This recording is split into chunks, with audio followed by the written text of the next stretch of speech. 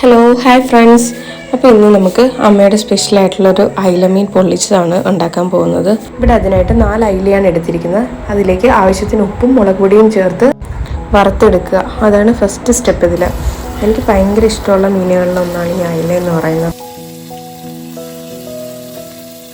അപ്പോൾ മീൻ വറക്കുന്ന സമയം കൊണ്ട് ഇതിലേക്ക് വേണ്ട ഗ്രേവി തയ്യാറാക്കാം. അതിനായിട്ട് ഇവിടെ എടുത്തിരിക്കുന്നത് കുറച്ച് ചുവന്നുള്ളിയും 2 പച്ചമുളക്, ഇഞ്ചി, കരിവേപ്പില, ഇത് ഇത്രയുമാണ്. ഇത് ചെറിയ കഷ്ണങ്ങളാക്കി അരിഞ്ഞെടുക്കുക. എന്നിട്ടൊരു ചട്ടി ചൂടാക്കി അതിലേക്ക് എണ്ണ ഒഴിച്ചതിന് ശേഷം ഈ അരിഞ്ഞു വെച്ചിരിക്കുന്ന സാധനങ്ങളെല്ലാം അതിനകത്തിട്ട് വഴറ്റി ഈ ഒരു പരുവാകുമ്പോൾ അതിലേക്ക് കുടംപുളി ചേർത്ത് കൊടുക്കുക. അതിനുശേഷം ഇത് നന്നായി വഴറ്റുക.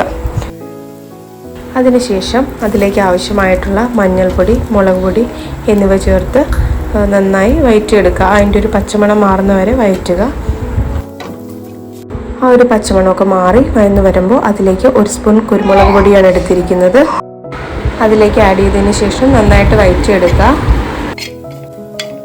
അതിലേക്ക് വേകാൻ ആവശ്യമായിട്ടുള്ള വെള്ളം ഒഴിച്ചു കൊടുക്കുക.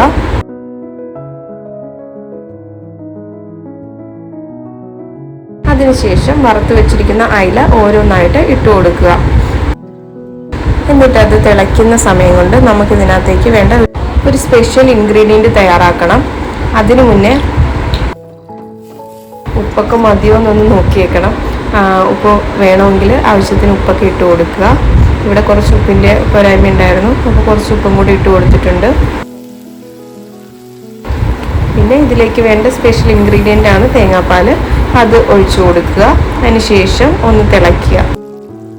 അപ്പോൾ ഇത്രയേ ഉള്ളൂ. സിമ്പിളായിട്ട് നമുക്കൊരു അയിലമീൻ പൊള്ളിച്ച് ഉണ്ടാക്കാം. വീഡിയോ എല്ലാവർക്കും ഇഷ്ടമായിട്ടുണ്ടെങ്കിൽ ലൈക്ക് ചെയ്യുക, കമൻറ്റ് ചെയ്യുക, സബ്സ്ക്രൈബ് ചെയ്യുക. അപ്പോൾ എല്ലാവരും ഇത് ട്രൈ ചെയ്തിട്ട് ഫീഡ്ബാക്ക് അറിയിക്കണം കേട്ടോ.